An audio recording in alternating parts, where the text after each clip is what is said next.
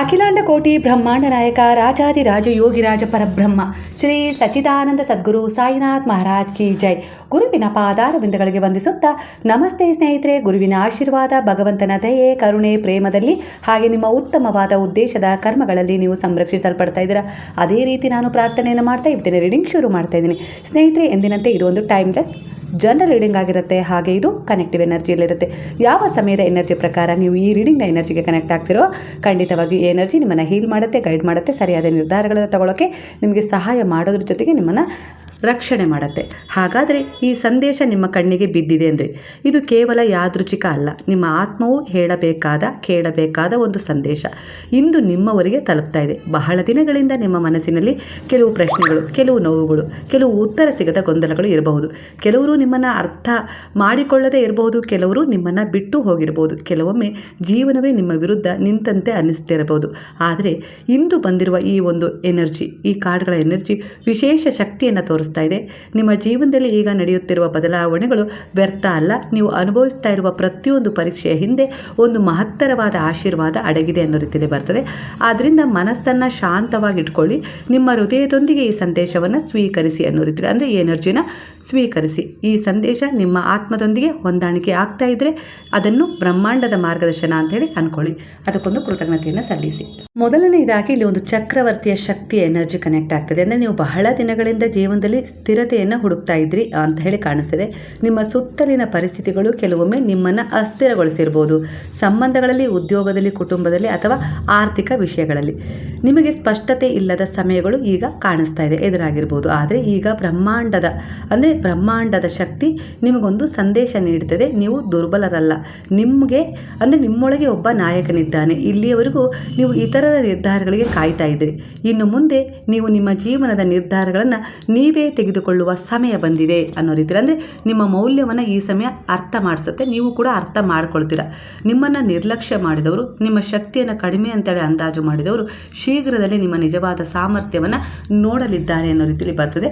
ಹಾಗೆ ಇಲ್ಲಿ ಈ ಎನರ್ಜಿ ಗೌರವ, ಜವಾಬ್ದಾರಿ ಮತ್ತು ಆತ್ಮವಿಶ್ವಾಸವನ್ನು ಸೂಚಿಸ್ತಾ ಇರೋದ್ರಿಂದ ಆದಷ್ಟು ಬೇಗನೆ ನಿಮಗೆ ಸಹಾಯ ಸಿಗುತ್ತೆ. ಹಾಗೆ ನೀವು ಅಂದ್ಕೊಂಡಿದ್ದ ಒಂದಿಷ್ಟು ವಿಚಾರಗಳಲ್ಲಿ ನೀವು ಪ್ರಗತಿಯನ್ನು ಕಾಣ್ತೀರಿ. ಹೊಸದೇ ಒಂದು ವಿಭಿನ್ನವಾದ ಶೈಲಿಯಲ್ಲಿ ನೀವೊಂದು ಒಳ್ಳೆಯ ಒಂದು ಅದ್ಭುತವಾದದ್ದನ್ನು ಆಕರ್ಷಣೆ ಮಾಡ್ಕೊಳ್ತೀರ. ನಿಮ್ಮ ಜೀವನದಲ್ಲಿ ಸಿಗಲಿದೆ. ಅದು ನಿಮ್ಮ ಪೂರ್ವಾರ್ಜಿತ ಪುಣ್ಯವನ್ನು ಸೂಚಿಸ್ತಾ ಇದೆ. ಹಾಗಾಗಿ ಇಲ್ಲಿ ನಿಮಗೆ ಬಹುದೊಡ್ಡ ಒಂದು, ನೀವು ನಿರೀಕ್ಷಣೆ ಮಾಡಿರಲಿಲ್ಲ ಆ ರೀತಿ ಒಂದು ಗೌರವ, ಇಲ್ಲ ಒಂದು ಜವಾಬ್ದಾರಿ, ಒಂದು ಹುದ್ದೆ, ಒಂದಿಷ್ಟು ಸಂಪತ್ತು, ಈ ರೀತಿದ್ದು ನಿಮ್ಮ ಜೀವನಕ್ಕೆ ಬರ್ತಾ ಇದೆ ಅನ್ನೋ ರೀತಿಯಲ್ಲಿ. ಅದು ನಿಮ್ಮ ಪೂರ್ವಜರಿಂದ ಆಗಿರ್ಬೋದು, ಹಾಗೆ ಒಂದು ನೀವು ಕೆಲಸ ಮಾಡ್ತಾ ಇರುವ ಜಾಗದಲ್ಲಾಗಿರ್ಬೋದು. ಒಟ್ಟಾರೆಯಾಗಿ ಅಧಿಕಾರವನ್ನು ಸೂಚಿಸ್ತಾ ಇದೆ ಇಲ್ಲಿ. ಹಾಗಾಗಿ ಇಲ್ಲಿ ಸುಂದರವಾದ ಶಕ್ತಿಯನ್ನು ಈ ಕಾರ್ಡ್ನ ಎನರ್ಜಿ ನಿಮಗೆ ಕನೆಕ್ಟ್ ಮಾಡಿದೆ. ನೀವು ಎಷ್ಟೇ ನೋವನ್ನು ಅನುಭವಿಸ್ತಾ ಇದ್ರೂ ನಿಮ್ಮ ಹೃದಯ ಇನ್ನೂ ಪ್ರೀತಿಯನ್ನು ಕಳೆದುಕೊಂಡಿಲ್ಲ ಅನ್ನೋದಕ್ಕೆ ಇದೇ ಸಾಕ್ಷಿಯಾಗಿತ್ತು ಅನ್ನೋ ರೀತಿಯಲ್ಲಿ ಕಾಣಿಸ್ತದೆ. ಹಾಗೆ ಇಲ್ಲಿ ನಿಮ್ಮೊಳಗೆ ದಯೆ, ಕರುಣೆ, ಪ್ರೇಮ ತುಂಬಾ ಇದೆ. ಸಂತೋಷ ಪಡಿಸುವ ಗುಣ ಕೂಡ ಇದೆ ಇತರರನ್ನು. ಆದರೆ ಬ್ರಹ್ಮಾಂಡ ಕೇಳ್ತಾ ಇರುವ ಪ್ರಶ್ನೆ ಒಂದೇ: ನೀವು ಎಲ್ಲರನ್ನ ಪ್ರೀತಿಸ್ತಾ ಇದ್ದೀರಾ, ಆದರೆ ನಿಮ್ಮನ್ನು ನೀವು ಪ್ರೀತಿಸ್ತಾ ಇದ್ದೀರಾ? ಬಹಳ ಬಾರಿ ನೀವು ಇತರರಿಗಾಗಿ ತ್ಯಾಗ ಮಾಡಿದ್ದೀರಾ. ನಿಮ್ಮ ಸಂತೋಷವನ್ನು ಬದಿಗಿಟ್ಟು ಅವರ ಸಂತೋಷಕ್ಕಾಗಿ ಬದುಕಿದ್ದೀರಾ. ಈಗ ನಿಮ್ಮ ಗೌರವ, ಅಂದರೆ ನಿಮ್ಮನ್ನು ಗೌರವಿಸುವ ಸಮಯ ಬಂದಿದೆ. ನಿಮ್ಮ ಮೌಲ್ಯವನ್ನು ಅರಿತ ಕ್ಷಣದಿಂದ ನಿಮ್ಮ ಜೀವನ ಬದಲಾಗುವ ಆರಂಭದತ್ತ ಸಾಗುತ್ತೆ ಅನ್ನೋ ರೀತಿಯಲ್ಲಿ ಕಾಣಿಸ್ತದೆ. ನಿಮ್ಮಿಂದ ನಿಮಗಿಷ್ಟವಾದದ್ದನ್ನು ಕಿತ್ಕೊಳ್ಳಲಾಗಿದೆ ಅನ್ನೋ ರೀತಿಯಲ್ಲಿ ಒಂದು ದೂರು ಭಗವಂತನ ಮೇಲಿದೆ. ಆದರೆ ಇಲ್ಲಿ ಅದಕ್ಕಿಂತ ಉತ್ತಮವಾದದ್ದನ್ನು ಕೊಡಲು ಒಂದು ಸಿದ್ಧತೆ ಆಗಿತ್ತು. ಅದಕ್ಕೋಸ್ಕರ ಅದು ನಿಮ್ಮಿಂದ ದೂರ ಆಯಿತು. ಯಾಕಂದರೆ ಅದು ನಿಮಗೆ ಅರ್ಹವಾಗಿರಲಿಲ್ಲ, ಇಲ್ಲ ಅದರ ಒಂದು ಋಣ ಅಷ್ಟೇ ಇತ್ತು ಅನ್ನೋ ರೀತಿಯಲ್ಲಿ ಕನೆಕ್ಟ್ ಆಗ್ತದೆ. ಹಾಗಾಗಿ ಇಲ್ಲಿ ನೀವು ಹೆಚ್ಚು ಪ್ರಾರ್ಥನೆ, ಧ್ಯಾನ, ಆಧ್ಯಾತ್ಮಿಕ ವಿಚಾರಗಳತ್ತ ಆಕರ್ಷಿತರಾಗಿದ್ರಿ. ಅದು ನಿಮ್ಮ ಆತ್ಮದ ಬೆಳವಣಿಗೆ ಸಂಕೇತವನ್ನು ಇಲ್ಲಿ ಸೂಚಿಸ್ತಾ ಇರೋದ್ರಿಂದ, ಹಾಗಾಗಿ ನಿಮ್ಮ ಜೀವನದಲ್ಲಿ ಒಂದು ಹೊಸ ಅಧ್ಯಾಯ ಆರಂಭವಾಗ್ತಾ ಇದೆ. ನೀವು ಅಸಾಧ್ಯ ಅಂದ್ಕೊಂಡಿದ್ದ ಒಂದು ವಿಷಯ ನಿಮ್ಮ ಜೀವನದಲ್ಲಿ ಸಾಧ್ಯ ಆಗ್ತದೆ. ಹಾಗೆ ನಿಮ್ಮ ಜೀವನಕ್ಕೆ ಒಬ್ಬ ವ್ಯಕ್ತಿ ಬರಬೇಕು ಅಂತೇಳಿ ತುಂಬ ಪ್ರಯತ್ನ ಪಡ್ತಾ ಇದ್ದಾರೆ. ಇದು ಒಂದು ಹಿಂದಿನ ಪ್ರಾರಬ್ಧ ಕರ್ಮವನ್ನು ಸೂಚಿಸ್ತದೆ. ನಿಮ್ಮ ಆತ್ಮದ ಉದ್ದೇಶ ಈ ರೀತಿ ಒಂದು ಬಯಕೆಯನ್ನು ವ್ಯಕ್ತಪಡಿಸಿತ್ತು ಅನಿಸುತ್ತೆ. ಇಲ್ಲ ಆ ಆತ್ಮದ ಉದ್ದೇಶ ನಿಮ್ಮನ್ನು ಪಡ್ಕೊಳ್ಳೋದು ಆಗಿತ್ತು ಅನ್ನೋ ರೀತಿಯಲ್ಲಿ ಇರುತ್ತೆ. ಒಟ್ಟಾರೆಯಾಗಿ ಆ ವ್ಯಕ್ತಿ ನಿಮ್ಮ ಜೀವನದಲ್ಲಿ ಬರಬೇಕು ಅಂತೇಳಿ ತುಂಬ ಪ್ರಯತ್ನ ಪಡ್ತಾ ಇದ್ದಾರೆ. ಆದರೆ ನೀವು ಎಲ್ಲೋ ಒಂದು ರೀತಿಯಲ್ಲಿ ಭಯ, ಅಂದರೆ ಅದು ತಪ್ಪು ಅನ್ನೋ ರೀತಿಲಾಗಿರ್ಬೋದು, ಇಲ್ಲಾಂದರೆ ನನ್ನ ಜೀವನದಲ್ಲಿ ಈಗಲೇ ನಾನು ಸಾಕಷ್ಟು ಸಫರ್ ಮಾಡಿದ್ದೀನಿ, ಮತ್ತು ಇನ್ನೊಂದು ಸಮಸ್ಯೆ ನಾನು ಎದುರು ಮಾಡ್ಕೊಳ್ಳೋದು ಬೇಡ ಅನ್ನೋ ರೀತಿಲಿ ನೀವು ಗುರುವಿನಲ್ಲಿ ಪ್ರಾರ್ಥನೆ ಇಟ್ಟಿದ್ದೀರಾ. ನನಗೆ ಯಾವುದು ಒಳ್ಳೆಯದೋ ಅದೇ ನನಗಾಗಲಿ, ನನ್ನ ಜೀವನದಲ್ಲಿ ಅನವಶ್ಯಕ ಸಮಸ್ಯೆಗಳು ಬರೋದು ಬೇಡ ತಂದೆ, ಸರಿಯಾದ ನಿರ್ಧಾರಗಳನ್ನು ತಗೊಳ್ಳೋಕ್ಕೆ ನನಗೆ ಸಹಾಯ ಮಾಡು ಅನ್ನೋದು ನಿಮ್ಮ ಪ್ರಾರ್ಥನೆಯಾಗಿದೆ. ಖಂಡಿತ ಇಲ್ಲಿ ಗುರು ನಿಮಗೆ ಸಹಾಯ ಮಾಡ್ತಾರೆ. ಮುಂದಿನ ದಿನಗಳಲ್ಲಿ ಅದರ ಅರಿವು ಆಗತ್ತೆ ಅನ್ನೋ ರೀತಿಯಲ್ಲಿ ಕಾಣಿಸ್ತದೆ. ಹಾಗೆ ನಿಮ್ಮ ಪ್ರಾರ್ಥನೆ ಯಾವುದೂ ಕೂಡ ವ್ಯರ್ಥ ಆಗಿಲ್ಲ. ನೀವು ಅಂದ್ಕೊಳ್ಬೋದು, ನಾನು ಅಷ್ಟೊಂದು ಪ್ರಾರ್ಥನೆ ಮಾಡಿದೆ, ಯಾಕೆ ನನ್ನ ಕಣ್ಣೀರು ಇನ್ನೂ ಆ ಭಗವಂತನಿಗೆ ಕಾಣಿಸಿಲ್ಲ ಅಂತೇಳಿ, ಯಾಕೆ ನನ್ನ ಕಾಯುವಿಕೆ ಇನ್ನೂ ಕೊನೆಗೊಂಡಿಲ್ಲ ಅನ್ನೋ ರೀತಿಯಲ್ಲಿ. ಆದರೆ ಇಲ್ಲಿ ಗುರು ಹೇಳ್ತಿದ್ರೆ ಸ್ವಲ್ಪ ಸಮಯ ತಾಳ್ಮೆ ಇಡು, ನೀವು ಕಾಯ್ತಾ ಇರುವ ಆಶೀರ್ವಾದ ನಿಮ್ಮ ಕಡೆಗೆ ಬರ್ತಾ ಇದೆ. ಅಂದರೆ ನೀವು ಇಷ್ಟು ದೂರ ಮುಂದುವರೆದಿದ್ದೀರಾ, ಇನ್ನೊಂದು ಸ್ವಲ್ಪ ದೂರದಲ್ಲಿ ದಡ ಇದೆ, ಆದರೆ ಅದು ನಿಮಗೆ ಕಾಣಿಸ್ತಾ ಇಲ್ಲ. ನೀವು ಇನ್ನೊಂದು ಸ್ವಲ್ಪ ದೂರ ದಾಟಿಬಿಟ್ರಿ ಅಂದರೆ ನೀವು ಬಯಸಿದ್ದನ್ನು ನೀವು ಪಡ್ಕೊಳ್ತೀರ, ನಿಮ್ಮ ಇಚ್ಛೆ ಪೂರ್ಣಗೊಳ್ಳುತ್ತೆ. ಆದರೆ ಈಗಾಗಲೇ ನೀವು ಮುಕ್ಕಾಲು ಭಾಗ ಬಂದಿದ್ದೀರ, ಇನ್ನೊಂದು ಸ್ವಲ್ಪ ಹೆಜ್ಜೆ ಇಡೋಕ್ಕಾಗದೆ ಯಾಕಿಷ್ಟು ಕಣ್ಣೀರು, ಯಾಕಿಷ್ಟು ಒತ್ತಡ, ನನಗೆ ಯಾಕಿಷ್ಟು ಸಮಸ್ಯೆ ಅನ್ನೋ ರೀತಿಲಿ ಚಿಂತೆಗೊಳಗಾಗ್ಬಿಟ್ಟಿದ್ದೀರ. ಈ ಚಿಂತೆ ಬೇಡ, ನಾನು ನಿಮ್ಮ ಜೊತೆಗಿದ್ದೀನಿ, ಇನ್ನೊಂದು ಸ್ವಲ್ಪ ದೂರ ಇದೆ, ಹೇಗಾದರೂ ಮಾಡಿ ಶ್ರಮಪಟ್ಟು ನೀವು ಮುಂದೆ ಹೋಗು, ವ್ಯರ್ಥ ಆಗಲ್ಲ ನಿನ್ನ ಯಾವುದೇ ರೀತಿ ಒಂದು ಪ್ರಯತ್ನ, ನಾನು ನಿನ್ನ ಜೊತೆಗಿದ್ದೀನಿ, ತಾಳ್ಮೆ ಬಿಡಬೇಡ ಅನ್ನೋ ರೀತಿಲಿ ಗುರು ಹೇಳ್ತಿದ್ರೆ ನಿಮ್ಮ ಎನರ್ಜಿಗೆ ಕನೆಕ್ಟ್ ಮಾಡ್ಕೊಳ್ಳಿ. ನಿಮ್ಮನ್ನು ಬಿಟ್ಟು ಹೋದವರ ಬಗ್ಗೆ ದುಃಖ ಪಡ್ತಾ ಇದ್ದೀರಾ, ನಿಮ್ಮನ್ನು ನಿರಾಕರಿಸಿದವರ ಬಗ್ಗೆ ಚಿಂತಿಸ್ತಾ ಇದ್ದೀರಾ. ನಿಮ್ಮ ಜೀವನದಿಂದ ದೂರವಾದ ಪ್ರತಿಯೊಬ್ಬರೂ ನಿಮ್ಮ ವಿಧಿಯ ಭಾಗವಾಗಿರಲಿಲ್ಲ, ಆದರೆ ನಿಮ್ಮ ಜೀವನದಲ್ಲಿ ಉಳಿಯಬೇಕಾದವರು ಸರಿಯಾದ ಸಮಯದಲ್ಲಿ ನಿಮ್ಮನ್ನು ಕಂಡುಕೊಳ್ತಾರೆ, ಹುಡುಕಿ ಬರ್ತಾರೆ. ಸ್ವಲ್ಪ ಸಂಯಮದಿಂದ ಇರಲೇಬೇಕು. ನೀವಿಂದು ಎಷ್ಟು ಒಂಟಿತನ ಅನುಭವಿಸ್ತಾ ಇದ್ದೀರೋ ನೆನ್ಪಿಡಿ, ಬ್ರಹ್ಮಾಂಡ ನಿಮ್ಮನ್ನು ಮರೆತಿಲ್ಲ. ನಿಮ್ಮ ಪ್ರಾರ್ಥನೆಗಳು ಕೇಳಲ್ಪಡ್ತಾ ಇದ್ದಾವೆ, ನಿಮ್ಮ ಹೃದಯದ ನೋವು ಗಮನಿಸಲ್ಪಟ್ಟಿದೆ, ಮತ್ತು ನಿಮ್ಮ ಜೀವನದಲ್ಲಿ ಒಂದು ಸುಂದರವಾದ ಪರಿವರ್ತನೆ ಈಗಾಗಲೇ ಆರಂಭವಾಗಿದೆ. ಅದರ ಸೂಚನೆ ಕೂಡ ನಿಮಗೆ ಸಿಗ್ತಾ ಇದೆ. ಹಾಗಾಗಿ ನಂಬಿಕೆಯನ್ನು ಕಳ್ಕೊಳ್ಳೋದು ಬೇಡ ಅನ್ನೋ ರೀತಿಯಲ್ಲಿ ಗುರು ಹೇಳ್ತಿದ್ದಾರೆ. ನಿಮಗೂ ಕೂಡ ಒಳ್ಳೆಯ ಸಮಯ ಬರುತ್ತೆ, ಯಾವುದೂ ಕೂಡ ಸ್ಥಿರ ಅಲ್ಲ ಅನ್ನೋ ರೀತಿಯಲ್ಲಿ ಕಾಣಿಸ್ತದೆ. ಹಾಗಾಗಿ ನನ್ನ ಆಶೀರ್ವಾದ ನಿನ್ನ ಜೊತೆ ಇದೆ, ನಿನ್ನ ಜೀವನಕ್ಕೆ ಬರಲಿರುವ ಸಂತೋಷ ಈಗಾಗಲೇ ನಿನ್ನ ಕಡೆಗೆ ಪ್ರಯಾಣ ಬೆಳೆಸಿದೆ ಅನ್ನೋ ರೀತಿಯಲ್ಲಿ ಗುರು ಹೇಳ್ತಾ ಇದ್ದಾರೆ. ನಿಮ್ಮ ಬಳಿ ನೀವು ನಂಬಿದ ಗುರುವಾಗಿರ್ಬೋದು, ಭಗವಂತ ಆಗಿರ್ಬೋದು, ಕೆಲವೊಂದು ಸಾರಿ ಕನಸುಗಳ ಮೂಲಕ ನಿಮಗೆ ಕೆಲವು ಸೂಚನೆಗಳನ್ನು ಕೊಟ್ಟು ನಿಮಗೆ ಒಂದು ಸ್ಥಾನಕ್ಕೆ ಕಳಿಸಿದ್ದಾರೆ. ಅಲ್ಲಿ ನಿಮಗೆ ಎಲ್ಲ ರೀತಿಯಲ್ಲೂ ಸಹಾಯ ಕೂಡ ಮಾಡಿದ್ದಾರೆ, ಕೆಲವು ಪರೀಕ್ಷೆಗಳನ್ನು ಕೂಡ ಕೊಟ್ಟಿದ್ದಾರೆ ಅನ್ನೋ ರೀತಿಯಲ್ಲಿ. ಆ ಅನುಭವ ನೀವು ಕೆಲವರ ಹತ್ರ ಶೇರ್ ಮಾಡ್ಕೊಳ್ಬೇಕು ಅನ್ನೋ ಅಷ್ಟು ಕುತೂಹಲಕಾರಿಯಾಗಿದೆ ಅನ್ನೋ ರೀತಿಯಲ್ಲಿ ಕಾಣಿಸ್ತದೆ. ಒಟ್ಟಾರೆಯಾಗಿ ಭಗವಂತ, ನೀವು ನಂಬಿದ ಗುರುವು ಕೆಲವು ಸಂಕೇತಗಳನ್ನು ಒಬ್ಬ ವ್ಯಕ್ತಿಯ ಮೂಲಕ, ಕೆಲವೊಮ್ಮೆ ನಿಮ್ಮ ಜೀವನದಲ್ಲಿ ನಡೆಯುವ ವಿಚಿತ್ರ ಘಟನೆಗಳ ಮೂಲಕ ಎದುರಾಗಿಸ್ತಾರೆ. ನೀವು ಇಂದು ಅನುಭವಿಸ್ತಾ ಇರುವ ಒಂದು ಗೊಂದಲ, ಒಂದು ಕಾಯುವಿಕೆ, ಒಂದು ನೋವು ಅಥವಾ ಕೆಲವೊಂದಿಷ್ಟು ಪ್ರಶ್ನೆಗಳು ವ್ಯರ್ಥ ಆಗಿಲ್ಲ, ಯಾವುದು ವ್ಯರ್ಥ ಆಗಿಲ್ಲ. ನಿಮ್ಮ ಆತ್ಮ ಒಂದು ಹೊಸ ಪ್ರಯಾಣಕ್ಕೆ ಸಿದ್ಧವಾಗಿದೆ ಅನ್ನೋದು ಒಂದು ಸೂಚನೆಯಾಗಿದೆ ಅನ್ನೋ ರೀತಿಯಲ್ಲಿ ಕಾಣಿಸ್ತಾ ಇದೆ. ನೀವು ಹುಡುಕ್ತಾ ಇರುವ ಸತ್ಯ ನಿಮ್ಮ ಹೊರಗಿಲ್ಲ, ಅದು ನಿಮ್ಮೊಳಗಿದೆ. ಕೆಲವರು ನಿಮ್ಮ ಮೇಲೆ ಯಾವ ರೀತಿ ಒಂದು ವಿಷವನ್ನು, ಅಂದರೆ ವಿಷದ ಬೀಜವನ್ನು ಬಿತ್ತಿದ್ದಾರೆ, ಅದರ ಒಂದು ಸ್ಪಷ್ಟ ನಿರ್ಧಾರ ನಿಮಗೀಗ ಕಾಣಿಸ್ತಾ ಇದೆ ಅವರದ್ದು. ಅವರು ನಿಮ್ಮ ಜೊತೆಗಿದ್ದು ಹಾಗೆ ಮಾಡಿದ್ರು ಅನ್ನೋ ನೋವು ನಿಮಗೆ ಕಾಡ್ತಾ ಇದೆ. ಕೆಲವರಂತೂ ಅದು ವಂಶ ಪರಂಪರೆಯಾಗಿ ಬರುತ್ತಲ್ಲ ಅನ್ನೋ ರೀತಿಲೇ ಕೆಲವೊಂದು ಶತ್ರುಗಳು ದ್ವೇಷವನ್ನು ಇಟ್ಕೊಂಡು ಅದು ನಿಮ್ಮವರೇ ಆ ರೀತಿಯಾಗಿ ನಿಮ್ಮ ಮೇಲೆ ಒಂದು ಹಗೆಯನ್ನು ಸಾಧಿಸ್ತಾ ಇದ್ದಾರೆ. ಇದೆಲ್ಲೋ ಒಂದು ರೀತಿಯಲ್ಲಿ ಯಾವಾಗ ಕೊನೆಗೊಳ್ಳುತ್ತಪ್ಪ ಅನ್ನೋ ರೀತಿಲಿ ನಿಮಗೆ ನೋವು ಕೊಡ್ತಾ ಇದೆ. ಅಂದರೆ ಯಾವಾಗ ಇದರಿಂದ ಮುಕ್ತಿ ಸಿಗುತ್ತೆ ನೆಮ್ಮದಿಯಾಗಿ, ಅಂದರೆ ಎಲ್ಲ ಇದೆ ಆದರೆ ಅನುಭವಿಸೋ ಯೋಗನೇ ಇಲ್ಲ, ಅದು ಸುಮ್ಮನೆ ಗಲಾಟೆ ಅದು ಇದು ಅಂತೇಳಿ ಮುಂದೆ ಹೋಗ್ತಾನೇ ಇದೆ. ನಾವು ಅನುಭವಿಸೋದೇ ವಯಸ್ಸೇ ಆಗೋಯ್ತು ಅನ್ನೋ ರೀತಿಲಿ ಕೆಲವರು, ಅಂದರೆ ನೀವು ಆ ಒಂದು ಗಂಡಸರ ಮಧ್ಯೆ ಹೋಗದೇ ಇದ್ರೂ ಮನೆಯಲ್ಲೇ ಕುಳಿತು ನೀವೊಂದು ಚಿಂತೆಯಲ್ಲಿ ಮುಳುಗ್ಬಿಟ್ಟಿದ್ದೀರ. ಊಟಕ್ಕಿದೆ, ಎಲ್ಲ ಇದೆ, ಆದರೆ ಆ ನೆಮ್ಮದಿಯಾಗಿ ಊಟ ಮಾಡೋಕ್ಕಾಗ್ತಾ ಇಲ್ಲ. ಆ ವಾದ ವಿವಾದ ಪ್ರತಿನಿತ್ಯ ಅದೇ ಒಂದು ವಿಚಾರಗಳನ್ನು ಕೇಳಿ ಕೇಳಿ ಆಯಾಸಗೊಂಡಿದೆ ಅನ್ನೋ ರೀತಿಯಲ್ಲಿ ನಿಮ್ಮ ಮನಸ್ಸು ಈಗ ಹವಣಿಸ್ತಾ ಇದೆ. ಆದರೆ ಗುರುವು ಬಂದ ಮೇಲೆ ಈಗ ಎಲ್ಲವನ್ನು ಅವ್ರ ಹತ್ರ ಶೇರ್ ಮಾಡ್ತಿದ್ದಾರೆ. ಹಾಗಾಗಿ ಇಲ್ಲಿ ನಿಮ್ಮ ಒಂದು ಸ್ವಲ್ಪ ದುಃಖ ಕಡಿಮೆ ಆಗಿದೆ, ಭಾರ ಕಡಿಮೆ ಆಗಿದೆ, ಎಲ್ಲೋ ಒಂದು ರೀತಿಯಲ್ಲಿ ಶಾಂತಿಯ ಅನುಭವ, ಭರವಸೆ, ಎಲ್ಲ ಒಂದು ದಿನ ಸರಿಯಾಗುತ್ತೆ ಅನ್ನೋದು ಇನ್ನೂ ಒಂದು ರೀತಿಯಲ್ಲಿ ಭರವಸೆ ಮೂಡಿದೆ. ಅದಕ್ಕೆ ತಕ್ಕ ಹಾಗೆ ಕೆಲವು ಬದಲಾವಣೆಗಳನ್ನು ಕೂಡ ನೀವು ಕಾಣ್ತಾ ಇದ್ದೀರಾ. ಕೆಲವೊಂದು ಸರಿ ಹೊರಗಡೆಯಿಂದ ಭಯ ನಿಮಗೆ ಆಗೋದಿಲ್ಲ, ಕೆಲವೊಂದು ಸರಿ ನಿಮ್ಮೊಳಗೆ ಈ ರೀತಿಯ ಒಂದು ವಿಚಾರಗಳಿಂದ ಭಯ ಆಗ್ತಾ ಇರುತ್ತೆ. ಹಾಗಾಗಿ ನಿಮ್ಮೊಳಗಿನ ಕೆಲವೊಂದು ಅನುಮಾನಗಳು ಮಾಯ ಮಾಡ್ಕೊಳ್ಳಿ, ಅಂದರೆ ಅವನ್ನ ಹೊರಗೆ ದೂಡಿ. ಆಗ ನಿಮ್ಮೊಳಗಿನ ಶಕ್ತಿ ಎಚ್ಚರವಾಗುತ್ತೆ, ಅದ್ಭುತಗಳು ಆರಂಭವಾಗಲಿಕ್ಕೆ ಶುರುವಾಗುತ್ತೆ ಅನ್ನೋ ರೀತಿಯಲ್ಲಿ ಗುರು ಹೇಳ್ತಾ ಇದ್ದಾರೆ. ಹಾಗಾಗಿ ಇಲ್ಲಿ ಗುರು ಹೇಳ್ತಾ ಇರೋದು, ನಿನ್ನ ಕರ್ತವ್ಯವನ್ನು ನೀನು ಮಾಡು, ಫಲದ ಬಗ್ಗೆ ಚಿಂತಿಸಬೇಡ. ಈಗಾಗಲೇ ನೀನು ನನ್ನ ಶರಣದಲ್ಲಿ ಬಂದಿದೆಯಾ, ಹಿಂದೆ ಹೇಗಿದೆಯೋ ಏನು ಮಾಡಿದ್ಯೋ ಅದು ನನಗೆ ಗೊತ್ತಿಲ್ಲ, ಆದರೆ ಈಗ ನನ್ನ ಶರಣದಲ್ಲಿ ಬಂದಿದೆಯಾ ಅಂದರೆ ನೀನು ಸುರಕ್ಷಿತವಾಗಿದೆ. ಹಿಂದೆ ಏನಾಗಿತ್ತು, ಮುಂದೆ ಏನಾಗಬೇಕು, ಈಗ ನೀನು ಹೇಗಿರಬೇಕು ಅದರ ಯೋಜನೆಯನ್ನು ನಾನು ಸಿದ್ಧಪಡಿಸ್ತೀನಿ ಅನ್ನೋ ರೀತಿಯಲ್ಲಿ ಗುರು ಒಂದು ಆಶೀರ್ವಾದವನ್ನು ಮಾಡ್ತಾ ಇದ್ದಾರೆ. ಕೆಲವರ ಪ್ರಸ್ತುತ ಎನರ್ಜಿಯ ಪ್ರಕಾರ ನಿಮ್ಮ ಜೀವನದ ದಾರಿಯನ್ನೇ ನೀವು ತಪ್ಪಿಟ್ಟಿದ್ದೀರಾ ಈಗಾಗಲೇ. ಆ ದಾರಿಗೆ ಮರಳಿ ಬರಬೇಕು ಅಂದರೆ ನಿಮಗೆ ತುಂಬ ಕಷ್ಟ ಆಗ್ತಾ ಇದೆ. ಅಂದರೆ ದಾರಿ ತಪ್ಪಿದರ ಅರಿವು ನಿಮಗೆ ಈಗ ಆಗ್ಬಿಟ್ಟಿದೆ. ಆದರೆ ಅದನ್ನು ಸರಿಪಡಿಸ್ಕೊಳ್ಳೋದು ಹೇಗೆ ಅಂತೇಳಿ ಗೊಂದಲದಲ್ಲಿದ್ದೀರಾ. ಹಾಗೆ ಕೆಲವರಂತೂ ಸಂಬಂಧಗಳ ನೋವಿನಲ್ಲಿ ಸಿಲುಕ್ಬಿಟ್ಟಿದ್ದೀರಾ. ಹೊರಗೂ ಬರೋಕ್ಕಾಗ್ತಾಯಿಲ್ಲ, ಅಲ್ಲಿ ಇರಲಿಕ್ಕೂ ಆಗ್ತಾಯಿಲ್ಲ. ಕೆಲವರು ಆರ್ಥಿಕ ಸಂಕಷ್ಟದಲ್ಲಿ ಇದ್ದೀರಾ. ಕೆಲವರು ತಮ್ಮ ಮೌಲ್ಯವನ್ನೇ ಮರೆತು ಬಿಟ್ಟಿದ್ದೀರಾ. ಅಷ್ಟರ ಮಟ್ಟಿಗೆ ನೀವು ಇನ್ನೊಬ್ಬರ ಮೇಲೆ ಡಿಪೆಂಡ್ ಆಗಿದ್ದೀರಾ ಅನ್ನೋ ರೀತಿಯಲ್ಲಿ ಕಾಣಿಸ್ತಿದೆ. ಒಟ್ಟಾರೆಯಾಗಿ ಮೊದಲನೆಯದಾಗಿ ದಾರಿ ನಿಮಗೆ ಕಾಣಿಸ್ತಾ ಇಲ್ಲ. ದಾರಿ ಈಗ ತಪ್ಪಿಟ್ಟಿದ್ದೀರಾ. ಆ ದಾರಿಯಲ್ಲಿ ಸುಮಾರು ದೂರ ಹೋಗ್ಬಿಟ್ಟಿದ್ದೀರಾ. ಆ ದಾರಿಯಿಂದ ನೀವು ಹಿಂದೆ ಮರಳಕ್ಕೂ ಆಗೋದಿಲ್ಲ, ಮುಂದೆ ಸಾಗೋಕ್ಕೂ ಆಗ್ತಿಲ್ಲ. ಸಂದಿಗ್ಧ ಸ್ಥಿತಿಯಲ್ಲಿ ನೀವೀಗ ನಿಂತಿದ್ದೀರಾ. ಇಲ್ಲಿ ನಾನು ಏನು ಮಾಡಬೇಕು ಅನ್ನೋ ರೀತಿಯಲ್ಲಿ ದಿಕ್ಕು ತೋಚದಾದಾಗ ಗುರುವು ನಿಮಗೆ ಕಾಣಿಸ್ಕೊಂಡಿದ್ದಾರೆ. ಖಂಡಿತ ಇಲ್ಲಿ ಗುರುವು ನಿಮಗೆ ಕಾಣಿಸ್ಕೊಂಡಿದ್ದಾರೆ ಅಂದರೆ ಅವರ ಶರಣದಲ್ಲೇ ನಿಮ್ಮ ಈ ಸಮಸ್ಯೆಗೆ ಪರಿಹಾರ ಇದೆ. ನಂಬಿಕೆ ಇಟ್ಟು ನೀವು ಅವರಲ್ಲಿ ಪ್ರಾರ್ಥನೆ ಮಾಡಿ ಖಂಡಿತ ನೀವೆಲ್ಲಿದ್ದೀರೋ ಅಲ್ಲಿಗೆ ಬಂದು ನಿಮಗೆ ಸಹಾಯ ಮಾಡ್ತಾರೆ ಅನ್ನೋ ರೀತಿಯಲ್ಲಿ ಕಾಣಿಸ್ತಾ ಇದೆ ಎನರ್ಜಿ. ನಿಮ್ಮ ಪ್ರಾರ್ಥನೆ, ನಿಮ್ಮ ಒಂದು ಭಕ್ತಿ ಅಷ್ಟು ಶುದ್ಧವಾಗಿರಬೇಕು. ಅಂದರೆ ಅವರಲ್ಲಿ ಸಂಪೂರ್ಣವಾದ ನಂಬಿಕೆ ಇಟ್ಟು ನೀವು ಶರಣಾದಾಗ ನಿಮ್ಮ ಮೌಲ್ಯವನ್ನು ನಿಮಗೆ ಗುರುತಿಸುವ ಅವಕಾಶವನ್ನು ಕೊಡ್ತಾರೆ. ಹಾಗೆ ಆ ದಾರಿಯಿಂದ ನಿಮಗೆ ಒಂದು ಸ್ಪಷ್ಟವಾದ ಒಂದು ದಾರಿಯಲ್ಲಿ ಸಾಗಲಿಕ್ಕೆ ಅವಕಾಶ ಕೊಡ್ತಾರೆ ಅನ್ನೋ ರೀತಿಯಲ್ಲಿ ಕಾಣಿಸ್ತಾ ಇದೆ.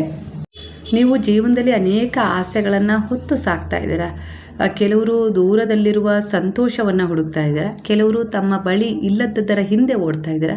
ಕೆಲವರು ತಮ್ಮ ಕಣ್ಣ ಮುಂದೆ ಇರುವ ಆಶೀರ್ವಾದವನ್ನು ಮರೆತು ಮರೀಚಿಕೆಯ ಹಿಂದೆ ಓಡ್ತಾ ಇದ್ದಾರೆ. ಇದು ವಾಸ್ತವ ಸತ್ಯ. ಕೆಲವರ ಎನರ್ಜಿಗೆ, ಪ್ರಸ್ತುತ ಎನರ್ಜಿಗೆ ಕನೆಕ್ಟ್ ಆಗ್ತಿದೆ. ಹಾಗೆ ಇಂದು ನಾನು ನಿಮಗೆ ಒಂದು ಸತ್ಯವನ್ನು ನೆನಪಿಸಲು ಬಯಸ್ತೀನಿ ಅನ್ನೋ ರೀತಿಯಲ್ಲಿ ಗುರು ಒಂದು ಸಂದೇಶವನ್ನು ಕಳಿಸ್ತಾ ಇದ್ದಾರೆ. ನಿಮ್ಮ ಕುಟುಂಬದೊಂದಿಗೆ ಮಾಡಿರುವ ಕರ್ತವ್ಯಗಳನ್ನು ನೆರವೇರಿಸಿ, ನಿಮ್ಮ ಮಾತುಗಳಿಗೆ ಬೆಲೆ ಕೊಡಿ, ನೀವು ಕೊಟ್ಟ ಭರವಸೆಗಳನ್ನು ಉಳಿಸ್ಕೊಳ್ಳಿ, ನಿಮ್ಮ ಜವಾಬ್ದಾರಿಗಳಿಂದ ಓಡಬೇಡಿ. ಯಾಕೆಂದರೆ ನಿಜವಾದ ಪುಣ್ಯವು ದೂರದಲ್ಲಿ ಇಲ್ಲ, ಅದು ನಿಮ್ಮ ಮನೆಯಲ್ಲೇ ಇದೆ, ನಿಮ್ಮ ತಾಯಿ ತಂದೆಯ ಆಶೀರ್ವಾದದಲ್ಲೇ ಇದೆ, ನಿಮ್ಮ ಕುಟುಂಬದ ಪ್ರೀತಿಯಲ್ಲೇ ಇದೆ, ನಿಮ್ಮ ಪ್ರಾಮಾಣಿಕತೆಯಲ್ಲೇ ಇದೆ ಅನ್ನೋ ರೀತಿಯಲ್ಲಿ ಗುರು ಹೇಳ್ತಿದ್ದಾರೆ. ನೀವು ಬೆನ್ನಟ್ಟುತ್ತಿರುವ ಕೆಲವು ವಿಷಯಗಳು ಕೇವಲ ಮರೀಚಿಕೆಗಳಾಗಿರಬಹುದು. ದೂರದಿಂದ ಅವು ಸುಂದರವಾಗಿ ಕಾಣ್ತಾ ಇರಬಹುದು, ಆದರೆ ಹತ್ತಿರ ಹೋದಾಗ ಅವು ಕೇವಲ ಭ್ರಮೆ ಅಂತೇಳಿ ನಿಮಗೆ ತಿಳಿಯುತ್ತೆ. ಹಾಗಾಗಿ ನಾನು ಈಗಲೇ ಎಚ್ಚರಿಸ್ತಾ ಇದ್ದೀನಿ ಅನ್ನೋ ರೀತಿಯಲ್ಲಿ ಗುರು ಹೇಳ್ತಿದ್ದಾರೆ. ನಿಮ್ಮ ಮನಸ್ಸು ಹೇಳುವುದೆಲ್ಲ ಕೆಲವು ಬಾರಿ ಸತ್ಯವಲ್ಲ. ನಿಮ್ಮ ಆಸೆಗಳು ತೋರಿಸುವ ದಾರಿಯೆಲ್ಲ ಸರಿಯಾದ ದಾರಿನೂ ಅಲ್ಲ. ಆದ್ದರಿಂದ ಕ್ಷಣಕಾಲ ನಿಂತು ನಿಮ್ಮ ಹೃದಯವನ್ನು ಒಮ್ಮೆ ಕೇಳಿ, ಪ್ರಾರ್ಥನೆ ಮೂಲಕ, ಖಂಡಿತ ಧ್ಯಾನದ ಮೂಲಕ ನಿಮ್ಮ ಆತ್ಮದ ಧ್ವನಿಯನ್ನು ಕೇಳುವ ಪ್ರಯತ್ನ ಮಾಡಿ. ನಿಮಗೆ ಸಿಗಬೇಕಾದದ್ದು ನಿಮ್ಮನ್ನು ಹುಡುಕಿಕೊಂಡು ತಾನಾಗೇ ಬರುತ್ತೆ.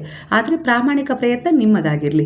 ಆದರೆ ನಿಮಗೆ ಸೇರದದ್ದನ್ನು ಎಷ್ಟೇ ಬೆನ್ನಟ್ಟಿ ಹೋದರೂ ಅದು ನಿಮಗೆ ಮರೀಚಿಕೆಯೇ ಆಗಿರುತ್ತೆ, ಅದು ನಿಮ್ಮ ಕೈಯಲ್ಲಿ ಉಳಿಯೋದಿಲ್ಲ ಅನ್ನೋ ರೀತಿಯಲ್ಲಿ ಗುರು ಹೇಳ್ತಿದ್ದಾರೆ. ಅಂದರೆ ಇಲ್ಲಿ ಯಾರೋ ನಿಮಗೆ ಆ ದಾರಿ ಬೇಡ, ಈ ದಾರಿಯಲ್ಲಿ ಹೋಗೋಣ, ಬೇಗ ಆಗತ್ತೆ, ಅಡ್ಡ ದಾರಿಯಲ್ಲಿ, ಈ ರೀತಿ ಒಂದು ಸಜೆಷನ್ ಕೊಡ್ತಾ ಇರ್ಬೋದು ನಿಮ್ಮನ್ನು ಸುತ್ತುವರೆದವರು. ಹಾಗಾಗಿ ಇಲ್ಲಿ ಗುರು ಎಚ್ಚರಿಸ್ತಾ ಇದ್ದಾರೆ ಈ ಮೂಲಕ, ಬೇಡ ಬೇಡ, ನೀನಿಗೇನು ಹೋಗ್ತಾ ಇದೆಯಲ್ಲ ಸರಿ ದಾರಿ, ಸ್ವಲ್ಪ ನಿಧಾನ ಆಗ್ಬೋದು, ಆದರೆ ನಿಶ್ಚಿತವಾಗಿಯೂ ಅದರಲ್ಲಿ ಫಲ ಸಿಗುತ್ತೆ, ಆದರೆ ಸ್ಥಿರವಾಗಿ ಉಳಿಯುತ್ತೆ. ಅದೇ ಇಲ್ಲಿ ನಿನ್ನನ್ನು ಸ್ವಲ್ಪ ದಾರಿ ತಪ್ಪಿಸ್ತಾ ಇದ್ದಾರಲ್ಲ, ಅವ್ರ ಮಾತನ್ನು ಕೇಳಬೇಡ, ನಿನ್ನ ಆತ್ಮಸಾಕ್ಷಿಯ ಮಾತನ್ನು ಕೇಳು, ಅದೇ ಸರಿಯಾಗಿದೆ. ಇದು ನಿನಗೆ ಬೇಗನೆ ಹೌದು ಇವ್ರು ಹೇಳಿದ್ದು ಸರಿ, ನಾನು ಈ ಅಡ್ಡ ದಾರಿಯಲ್ಲಿ ಹೋದರೆ ಬೇಗ ರೀಚ್ ಆಗ್ತೀನಿ ಅನ್ನೋ ರೀತಿ ನಿಮ್ಗೆ ಅನ್ನಿಸ್ಬೋದು. ಆದರೆ ಅಲ್ಲಿ ತುಂಬ ಸಮಸ್ಯೆಗಳೆದುರಾಗ್ತವೆ. ಅದ್ರ ಜೊತೆಗೆ ನಿಮಗೆ ಆ ದಾರಿ ಎಂಡ್ ಆಗುತ್ತೆ, ಅಲ್ಲಿಂದ ಮುಂದೆ ನಿಮಗೆ ದಾರಿ ಸಿಗೋದಿಲ್ಲ ಅನ್ನೋ ರೀತಿಯಲ್ಲಿ ಗುರು ಹೇಳ್ತಿದ್ದಾರೆ. ಹಾಗಾಗಿ ಈಗ ನೀವು ಸ್ವಲ್ಪ ಆ ವಿಚಾರದಲ್ಲಿ ಸ್ವಲ್ಪ ಯೋಚಿಸಿ ನಿರ್ಧಾರ ತಗೊಳ್ಳಿ. ಹಾಗೆ ನಾನು ನಿಮ್ಮ ದಾರಿಯನ್ನು ನೋಡ್ತಾ ಇದ್ದೀನಿ, ನೀವು ನನ್ನ ಶರಣದಲ್ಲಿದ್ದೀರಾ, ನನ್ನನ್ನು ಒಮ್ಮೆ ನೀವು ಸ್ಮರಣೆ ಮಾಡಿದ್ದೀರಾ ಅಂದರೆ ನನ್ನ ಗಮನ ಸಂಪೂರ್ಣವಾಗಿ ನಿಮ್ಮ ಮೇಲಿದೆ. ನಿಮ್ಮ ದಾರಿಯನ್ನು ಕೂಡ ನಾನು ಗಮನಿಸ್ತಾ ಇದ್ದೀನಿ, ನಿಮ್ಮ ಕಣ್ಣೀರನ್ನು ಕೂಡ ನೋಡ್ತಾ ಇದ್ದೀನಿ, ನಿಮ್ಮ ಒಂದು ಚಂಚಲತೆಯ ಮನಸ್ಥಿತಿಯನ್ನು ಕೂಡ ನಾನು ನೋಡ್ತಾ ಇದ್ದೀನಿ, ಹಾಗೆ ನಿಮ್ಮ ಹೋರಾಟವನ್ನು ಅರ್ತಿದ್ದೀನಿ. ಆದ್ದರಿಂದ ಭಯ ಪಡಬೇಡ, ಹಾಗೆ ಸರಿಯಾದ ನಿರ್ಧಾರಗಳನ್ನು ತಗೋ ಅನ್ನೋ ರೀತಿಯಲ್ಲಿ. ಅಂದರೆ ನಿಮ್ಮ ಕರ್ತವ್ಯವನ್ನು ಮಾಡು, ನಿನ್ನ ಕುಟುಂಬವನ್ನು ಗೌರವಿಸು, ನಿನ್ನ ಮಾತನ್ನು ಉಳಿಸ್ಕೊ, ಉಳಿದುದನ್ನು ನನಗೆ ಬಿಡು ಅನ್ನೋ ರೀತಿಯಲ್ಲಿ ಹೇಳ್ತಿದ್ದಾರೆ. ಸರಿಯಾದ ಸಮಯದಲ್ಲಿ ಸರಿಯಾದ ಆಶೀರ್ವಾದ ನಿಮ್ಮ ಜೀವನಕ್ಕೆ ಮರಳುತ್ತಾ ಇದೆ. ಬಹಳ ಸಮಯದಿಂದ ಒಂದು ನಂಬಿಕೆ ಇಟ್ಟಿದ್ರಿ ನಿಮ್ಮ ಕುಟುಂಬದಲ್ಲಿ, ಆದರೆ ಆ ಕುಟುಂಬ ಈಗ ಒಡೆದಿದೆ, ಆದರೆ ನಿಮಗೆ ಅನ್ಯಾಯ ಆಗಿದೆ. ಅಲ್ಲಿ ಖಂಡಿತ ಅದು ನಿಮಗೆಲ್ಲೋ ಒಂದು ರೀತಿಲಿ ಯೋಚಿಸುವಂತೆ ಮಾಡಿದೆ, ನೋವು ಕೊಟ್ಟಿದೆ. ಆದರೆ ಖಂಡಿತ ಈಗೇನು ನಿಮಗೆ ಸಿಕ್ಕಿದೆಯೋ ಅದರಲ್ಲಿ ತೃಪ್ತಿ ಪಡಿ. ಅಂದರೆ ಅದೇ ನಿಮಗೆ 1000 ಪಟ್ಟು ಒಳ್ಳೆಯದನ್ನು ಮಾಡುತ್ತೆ. ಆದರೆ ನನಗೆ ಮೋಸ ಆಯಿತು ಅನ್ನೋ ರೀತಿಲಿ, ನನಗೆ ಮೋಸ ಮಾಡಿದ್ರದು ನಿನ್ನ ಕುಟುಂಬದವರೇ, ನಿನ್ನ ಜೊತೆ ಹುಟ್ಟಿದವರೇ ನಿಮಗೆ ಮೋಸ ಮಾಡಿದರು ಅನ್ನೋ ರೀತಿಲಿ ಚಿಂತಿಸಬೇಡ. ಅವ್ರು ನಿಜವಾಗ್ಲೂ ಮೋಸ ಮಾಡಿದ್ದಾರೆ ಅಂದರೆ ಆ ನ್ಯಾಯ ನಾನು ಕೊಡಿಸ್ತೀನಿ ನಿನಗೆ. ಹಾಗಾಗಿ ನೀನೀಗ ನಿನ್ನ ಮನಸ್ಥಿತಿಯನ್ನು ಚಂಚಲತೆಗೆ ಜಾರಿಸಿ, ಅಂದರೆ ನೀನು ಇಟ್ಟಿರುವ ನಂಬಿಕೆಯನ್ನು ಕಳ್ಕೊಬೇಡ. ಖಂಡಿತ ನೀ ಯಾವ ದಾರಿಯಲ್ಲಿ ಹೋಗಬೇಕು ಅಂತ ಇದೆಯೋ ಶ್ರದ್ಧೆಯಿಂದ ಆ ದಾರಿಯಲ್ಲಿ ಗೊಂದಲಕ್ಕೆ ನಿನ್ನ ಮನಸ್ಥಿತಿಯನ್ನು ತಳ್ಳಬೇಡ, ನಾನು ನಿನಗೆ ಸಹಾಯ ಮಾಡ್ತೀನಿ ಅನ್ನೋ ರೀತಿಯಲ್ಲಿ ಗುರು ಹೇಳ್ತಿದ್ದಾರೆ. ಯಾಕಂದರೆ ನಿಮ್ಮ ನಂಬಿಕೆಗೆ ತಕ್ಕ ಹಾಗೆ ಅವರು ನಿಮಗೆ ಇಲ್ಲಿ ಮೆಸೇಜ್ ಕೊಡ್ತಾ ಹೋಗ್ತಾರೆ, ರೆಸೊನೇಟ್ ಆಗ್ತಾ ಹೋಗುತ್ತೆ ನಿಮ್ಮ ವಿಚಾರಕ್ಕೆ. ಹಾಗಾಗಿ ಈಗ ನಿಮ್ಮ ಮನೆಯೊಳಗೆ ಒಂದು ಗದ್ದಲ ಮಾಡ್ಕೊಳ್ಳೋದಕ್ಕಿಂತ ನಿಮ್ಮ ಒಳಗಿನ ಜ್ಞಾನವನ್ನು ಕೇಳುವ ಸಮಯ ಬಂದಿದೆ. ಗದ್ದಲಕ್ಕೆ ದಾರಿ ಮಾಡಿಕೊಡ್ಬೇಡ, ನಿನಗೇನು ಬೇಕೋ ಅದನ್ನು ನಾನು ನಿನಗೆ ಕೊಡ್ತೀನಿ. ಅದು ಅನ್ಯಾಯವೇ ಆಗಿದ್ದರೆ ಖಂಡಿತವಾಗಿಯೂ ಅದು ನಾನು ನಿನಗೆ ನ್ಯಾಯ ಕೊಡಿಸುವ ಜವಾಬ್ದಾರಿನ ತಗೊಳ್ತೀನಿ ಅನ್ನೋ ರೀತಿಯಲ್ಲಿ ಬರ್ತದೆ. ನೀವು ಇತ್ತೀಚೆಗೆ ಅನುಭವಿಸ್ತಾ ಇದ್ದ ಒಂದಿಷ್ಟು ವಿಳಂಬ ದೂರ ಆಗ್ತಾ ಇದೆ.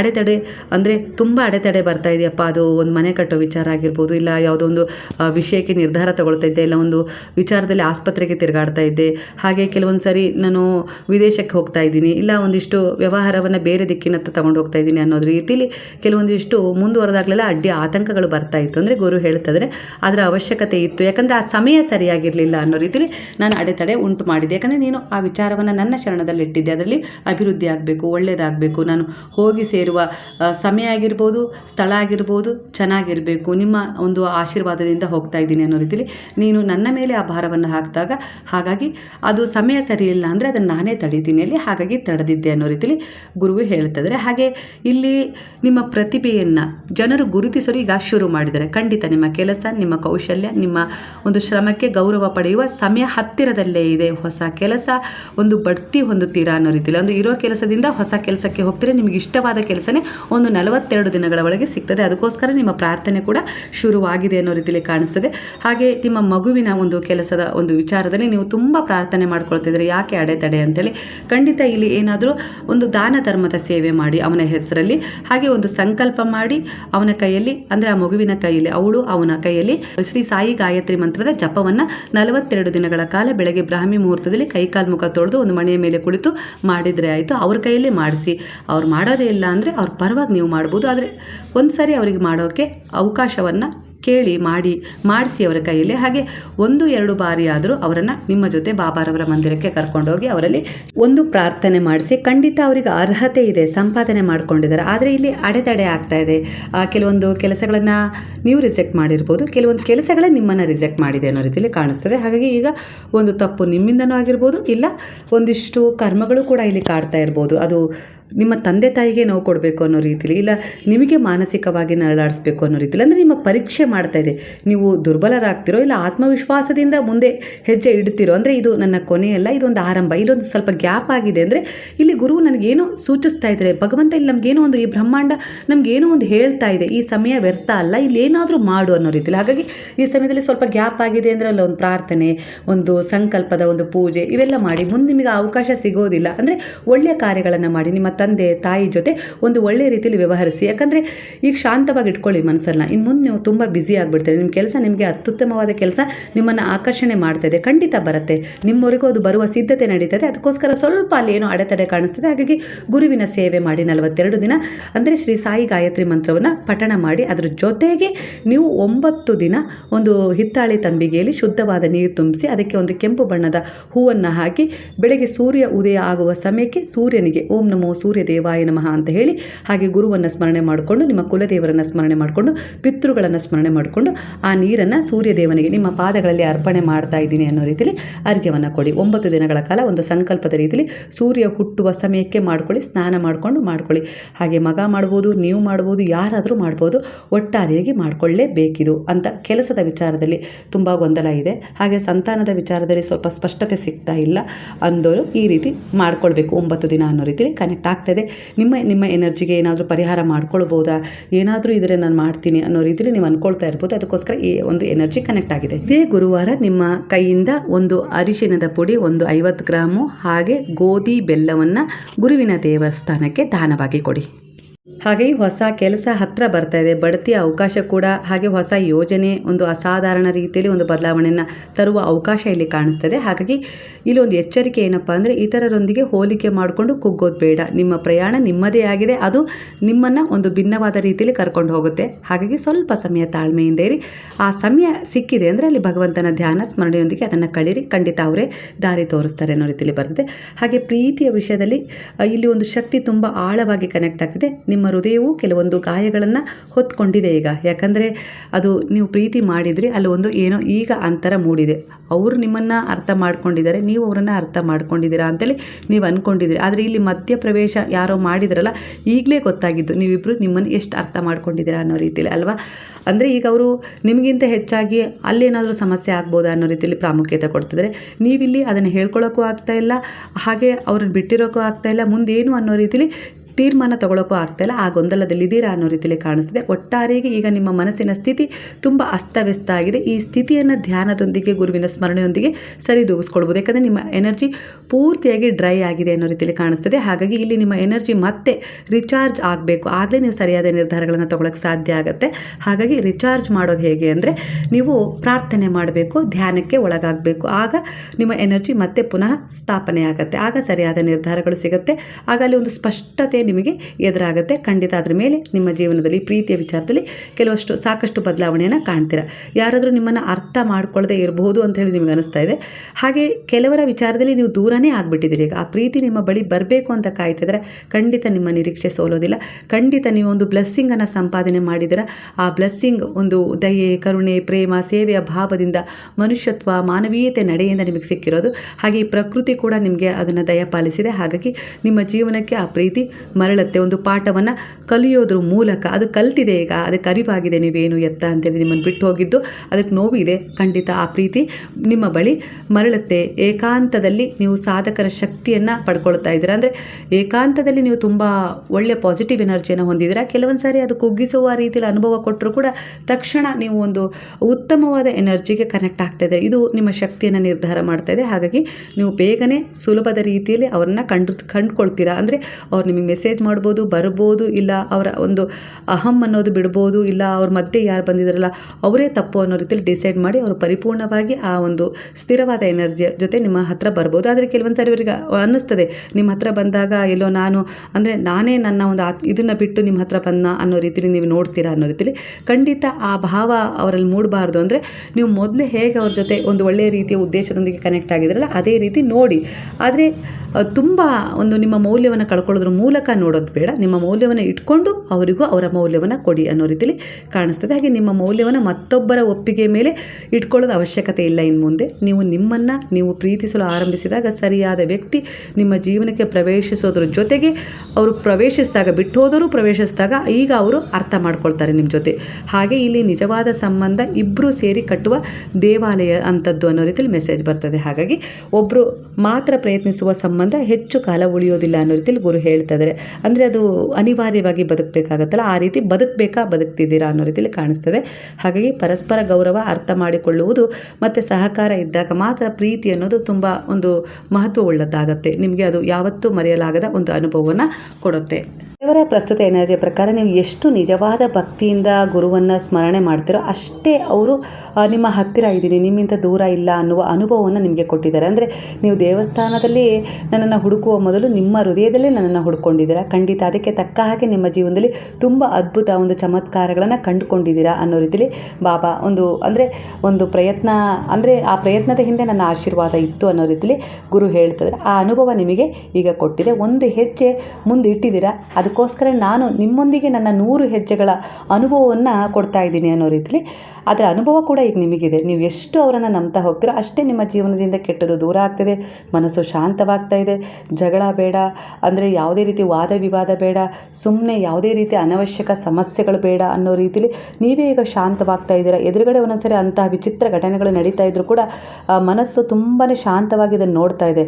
ಶಾಂತವಾಗಿ ಇದನ್ನು ನೋಡ್ತಾ ಇರೋದ್ರಿಂದನೇ ಆ ಥರ ಗಲಾಟೆ, ಒಂಥರ ಗದ್ದಲ ಮಾಡ್ತಾ ಇರೋರು ಎಲ್ಲೋ ಒಂದು ರೀತಿಯಲ್ಲಿ ಶಾಂತವಾಗ್ತಾ ಇದ್ದಾರೆ. ಈ ಪರಿವರ್ತನೆಗೆ ನಿಮ್ಮ ಈ ಒಂದು ಆಧ್ಯಾತ್ಮಿಕ ಪ್ರಯಾಣ, ಗುರುವಿನಲ್ಲಿ ಶರಣು ಹೋಗಿದ್ದು ಕಾರಣವಾಗಿದೆ. ಅಂದರೆ ನೀವೇ ಈಗ ಅದೆಲ್ಲದರಿಂದ ದೂರ ಉಳಿಬೇಕು ಅಂತ ತೀರ್ಮಾನ ಮಾಡಿದ್ದೀರಾ ಅನ್ನೋ ರೀತಿಯಲ್ಲಿ ಕಾಣಿಸ್ತಾ ಇದೆ. ಇದು 1000 ಪಟ್ಟು ನಿಮ್ಮ ಜೀವನದಲ್ಲಿ ಒಂದು ಒಳ್ಳೆಯ ಕನಸುಗಳನ್ನು ನೆರವೇರಿಸ್ಕೊಳ್ಳೋಕ್ಕೆ ದಾರಿಯನ್ನು ತೆರೀತಾ ಇದೆ ಅನ್ನೋ ರೀತಿಯಲ್ಲಿ ಗುರು ಹೇಳ್ತಾ ಇದ್ದಾರೆ. ಕೆಲವು ಕ್ಷಣ ನಾನು ಸೋತ್ಬಿಟ್ಟೆ, ನನ್ನ ಜೀವನದಲ್ಲಿ ಏನೂ ಆಗೋದಿಲ್ಲ ಅನ್ನೋ ರೀತಿಲಿ ನೀವು ಸೋತು ನಿಂತಾಗ ಯಾವುದೋ ಒಂದು ಸಂದೇಶ, ಯಾವುದೋ ಒಂದು ರೂಪದಲ್ಲಿ ಬಾಬಾ ಬಂದು ನಾನು ನಿನ್ನ ಜೊತೆಗಿದ್ದೀನಿ ಅನ್ನೋ ಒಂದು ಆತ್ಮಸ್ಥೈರ್ಯ ನೀಡುವ ಮೂಲಕ ಇವತ್ತು ನೀವೇನು ತಿರುವು ತಗೊಂಡಿದ್ದೀರೋ ಅದಕ್ಕೆ ಸಾಕ್ಷಿಯಾಗಿದ್ದಾರೆ. ನೀವು ಅಂದ್ಕೊಳ್ತಾ ಇದ್ದೀರಾ, ಹಿಂತಿರುಗಿ ನೋಡ್ತಾ ಇದ್ದೀರಾ, ಅಪ್ಪ ನಾನು ಅವತ್ತು ಎಂಥ ತೀರ್ಮಾನ ತೊಗೊಂಡ್ಬಿಟ್ಟಿದ್ದೆ, ನನ್ನ ಜೀವನ ಕೊನೆ ಕಾಣಿಸ್ಕೊಳ್ಳೋದಾಗಿರ್ಬೋದು, ಇಲ್ಲ ತಪ್ಪು ದಾರಿಯಲ್ಲಿ ಹೋಗೋದಾಗಿರ್ಬೋದು, ಈ ರೀತಿಯೆಲ್ಲ ನಾನು ಏನೇನೋ ಯೋಜನೆ ಮಾಡಿಬಿಟ್ಟಿದ್ನಲ್ಲ ಹುಚ್ಚಾಟದ. ಆದರೆ ಗುರುವು ನನ್ನ ಜೀವನದಲ್ಲಿ ಬಂದ ಮೇಲೆ ಸ್ವಲ್ಪ ನಂಗೆ ತಡ ಆಯಿತು, ಏರಿಳಿತ ಕಾಣ್ತು, ಆದರೆ ನನ್ನ ಜೀವನದಲ್ಲಿ ಎಲ್ಲವೂ ಒಳ್ಳೆಯದಾಯಿತು ಅನ್ನೋ ರೀತಿಲಿ ನೀವೀಗ ದೇವರಿಗೆ, ನೀವು ನಂಬಿದ ಗುರುವಿಗೆ, ಈ ಬ್ರಹ್ಮಾಂಡಕ್ಕೆ ಕೃತಜ್ಞತರಾಗಿದ್ದೀರಾ. ಹಾಗೆ ಈಗ ನಿಮ್ಮನ್ನು ನೀವು ಅರ್ಥಕೊಂಡಿದ್ದೀರಾ, ಏನು ಕೊಡಬೇಕು, ಏನು ಪಡ್ಕೊಳ್ಬೇಕು, ಇಲ್ಲಿ ನನಗೇನು ಸಿಗಬೇಕು ಅದು ನನಗೆ ಸಿಕ್ಕೇ ಸಿಗುತ್ತೆ ಅನ್ನೋ ರೀತಿಲಿ ಕೆಲವು ವಾಸ್ತವ ಸತ್ಯಗಳನ್ನು ಅರ್ಥ ಮಾಡ್ಕೊಂಡಿದ್ದೀರಾ. ಖಂಡಿತ ಈ ತಿಂಗಳು ನಿಮಗೆ ಎಂಡಲ್ಲಿ ತುಂಬ ಒಳ್ಳೆಯದನ್ನು ಕೊಟ್ಟು ಹೋಗುತ್ತೆ ಅನ್ನೋ ರೀತಿಯಲ್ಲಿ ಕಾಣಿಸ್ತದೆ. ವಿಭಿನ್ನವಾದ ಅನುಭವಗಳಿಗೆ ದೇವರ ಕೃಪೆಗೆ ನೀವು ಕಾರಣರಾಗ್ತೀರಾ. ಈ ತಿಂಗಳು ಎಂಡಲ್ಲಿ ಒಂದು ಸ್ವಲ್ಪ ಜಾಸ್ತಿ ದೇವಸ್ಥಾನಗಳಿಗೆ ಎಲ್ಲ ಅಂದರೆ ಈ ತಿಂಗಳಲ್ಲಿ ಸುತ್ತಾಡೋದು ಕಾಣುತ್ತೆ ಅನ್ನೋ ರೀತಿಯಲ್ಲಿ ಕಾಣಿಸ್ತದೆ. ಹಾಗೆ ನಿಮ್ಮಿಂದ ಸಾಕಷ್ಟು ಸೇವೆಯನ್ನು ಗುರುವು, ಭಗವಂತ ಹಾಗೆ ನಿಮ್ಮ ಕುಲದೇವರು ಸ್ವೀಕರಿಸಿದ್ದಾರೆ, ತೃಪ್ತರಾಗಿದ್ದಾರೆ. ಹಾಗೆ ನಿಮ್ಮ ಪಿತೃಗಳು ಕೂಡ ಅವರ ಆಶೀರ್ವಾದವನ್ನು ನಿಮ್ಮ ಮೇಲೆ ಕೊಟ್ಟಿದ್ದಾರೆ. ಅವರ ಸ್ಮರಣೆಯನ್ನು ಮಾಡಿ ಅವರಿಗೊಂದು ಕೃತಜ್ಞತೆಯನ್ನು ಸಲ್ಲಿಸುವ ಮೂಲಕ ನೀವು ಅವರ ಕೃತಜ್ಞತೆ ಅಂದರೆ ಅವ್ರು ಏನು ದಯಪಾಲಿಸಬೇಕು ಅಂತಿದ್ರೆ ಅದನ್ನು ರಿಸೀವ್ ಮಾಡ್ಕೊಳ್ಳಿ. ಹಾಗಾದರೆ ಇವತ್ತಿನ ವಿಚಾರ ನಿಮಗೆ ರೆಸೆಂಟ್ ಆದರೆ ಕೃತಜ್ಞತಾ ಪೂರ್ವಕವಾಗಿ ಸಾಯಿರಾಮ್ ಅಂತೇಳಿ ಕಮೆಂಟ್ ಮಾಡೋದನ್ನು ಮರಿಬೇಡಿ. ಹಾಗೆ ಎಲ್ಲರೂ ಸೇರಿ ಈಗ ಹೇಳೋಣ, ಹರೇ ರಾಮ ರಾಮ ರಾಮ ಹರೇ ಹರೇ, ಹರೇ ಕೃಷ್ಣ ಕೃಷ್ಣ ಕೃಷ್ಣ ಹರೇ ಹರೇ, ಹರೇ ಸಾಯಿ ಸಾಯಿ ಸಾಯಿ ಹರೇ ಹರೇ, ಹರೇ ಬಾಬಾ ಬಾಬಾ ಬಾಬಾ ಹರೇ ಹರೇ, ಹರೇ ದತ್ತ ದತ್ತ ದತ್ತ ಹರೇ ಹರೇ.